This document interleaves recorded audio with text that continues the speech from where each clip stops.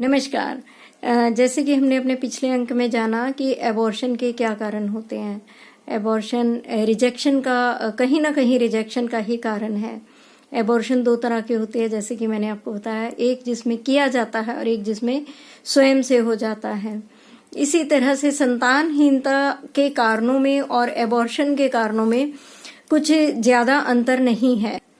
संतानहीनता में भी मैंने इसी तरह से देखा कि जो लोग बेबी को मैनिफेस्ट ही नहीं करते हैं, चाहते ही नहीं हैं और चाहते हैं कि वो हमारे जीवन की खुशियों में, हमारी ग्रोथ में बाधक होगा, अभी से कर लिया हम जिम्मेदारी नहीं उठा पाएंगे और हम इसके लिए रेडी नहीं हैं, तो वो रिजेक्शन आपकी यूनिवर्स में जाकर मैनिफेस्ट होती है और इस तरह से आपको संतानहीनता मिलती है। उसका मैं आपको एक और कारण बताऊंगी। एक बड़ी अद्भुत सी केस स्टडी मेरे पास आई। अद्भुत नहीं कहूंगी, बल्कि यही कहूंगी कि ये बीज हैं जो हम खुद ही बोते हैं और फिर वही फसल हम काटते हैं। इसी तरह से एक केस की स्टडी में मैंने पाया कि एक हस्बैंड वाइफ जिनकी कोई बहुत अच्छी बॉन्डिंग नहीं थी, शायद मदर के मन में बार बार यही चलता था कि इसकी और मेरी बॉन्डिंग कुछ ज़्यादा अच्छी नहीं है, लेकिन इतनी बुरी भी नहीं थी। तो शायद मदर जो थी वो उसे छोड़ने का प्लान करती रहती थी हस्बैंड को, मन ही मन, कि अब मैं वापस चली जाऊंगी। क्योंकि वो शादी करके अब्रॉड में गई थी, उसको बहुत शौक था, इसलिए उसने अपनी मर्जी से एक ऐसे लड़के से शादी की थी। लेकिन बाद में उसका वहां पर मन नहीं लगा, तो वो बार बार इंडिया आने के बहाने ढूंढती थी। तो जब उसको मन में यही रहता था कि मैं फिर इसका बेबी भी क्यों कंसीव करूं, मुझे तो चले ही जाना है, मुझे तो चले ही जाना है। लेकिन नाना करते करते फिर भी उसने कंसीव कर लिया, हो गया कह दीजिए कि फिर वहां पर एबॉर्शन की उस जगह पर उसको कोई अनुमति नहीं थी। विदेशों में भी बहुत स्ट्रिक्टली बैन है एबॉर्शन के लिए, बहुत मनाही है वहां पर। उसका किसी भी वजह से, बिना किसी स्ट्रॉन्ग रीजन के वहां पर एबॉर्शन नहीं किया जाता है। तो उसके पास कोई रीजन नहीं था और उसके पास फिर कोई चारा भी नहीं था कि उस बेबी को जन्म देती। लेकिन मन में एक रिजेक्शन जरूर थी कि बेमतलब को ये मुसीबत मेरे गले पड़ गई है। और वह बोलती भी थी कि मैं तो नहीं चाहती थी लेकिन ये हो गया, मैं तो नहीं चाहती थी लेकिन ये हो गया। और मतलब जितना वो गलत बोल सकती थी वो सब वो बोलती थी।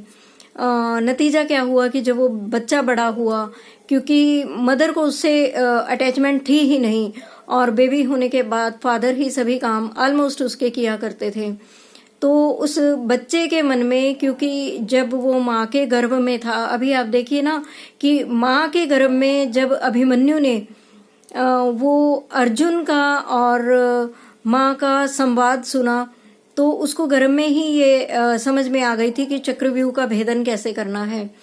तो वह बच्चा जो माँ के गर्भ में था, इसी तरह से वो माँ के रिजेक्शंस सुनता रहा और जाने अनजाने, जब उसे समझ भी नहीं थी, अभी भी बच्चा छोटा ही है, बहुत बड़ा नहीं है, तो जब उसने अपने पिता को अपने साथ देखा तो धीरे धीरे उसका जो लगाव था मदर से बिल्कुल ही जीरो हो गया।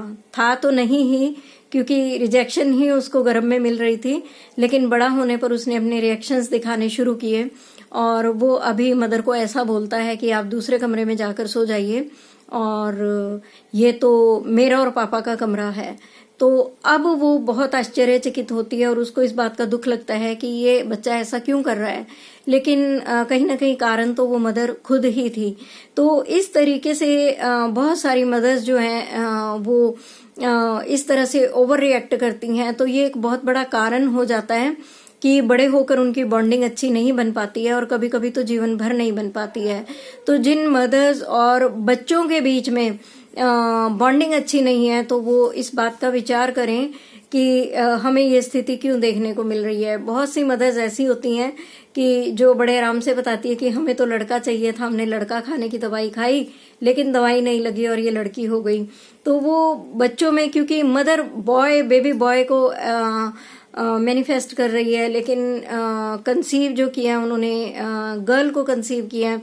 तो इस तरह से जब हम अपनी मनोवृत्तियों को सही नहीं रखते हैं और वो चाहते हैं जो हमें पसंद है और हम ईश्वर पर नहीं छोड़ते हैं, तो ये जो आजकल जो वो क्या बोलते हैं कि जो जेंडर चेंज करने की मनोवृत्ति बच्चों में है, शायद ये इसी बात का परिणाम है। सो हमें अपने विचारों को बहुत संभाल कर रखना है। और संतानहीनता में बहुत सारे कारण हैं, जैसे कि बच्चों में फर्क करना, भेदभाव करना, जैसे कि परिवारों में होता है, ज्वाइंट फैमिलीज होती हैं, देवरानी को जेठानी के या जेठानी को देवरानी के बच्चे पसंद नहीं होते हैं, या हमें ननंद के बच्चे पसंद नहीं होते हैं, या भाभी के बच्चे पसंद नहीं होते हैं, या किसी और के बच्चे। तो बहुत सारी लेडीज की आदत रहती है कि वो अपने बच्चों को तो बहुत प्यार करती हैं। ये भी एक ब्लॉक हो सकता है कि अपने बच्चों को तो बहुत प्यार करना, लेकिन दूसरा किसी का भी फूटी आंख नहीं सुहाना और उनके साथ भेदभाव करना। तो जब हम इस तरह की हरकतें करते हैं तो यूनिवर्स हमें इस बात की सजा जरूर देता है। या बच्चों को बहुत ज्यादा मारना, बहुत ज्यादा तंग करना, बहुत ज्यादा हर्ट करना, या कोई बच्चा एज ए लेबर आपके यहाँ काम कर रहा है और आपने उसको इतना प्रताड़ित किया कि नेक्स्ट बर्थ में आपको उस बच्चे की जरूर बद्दुआएं देखिए लगती हैं, तो नेक्स्ट बर्थ में आपको संतानहीनता देखनी पड़ी।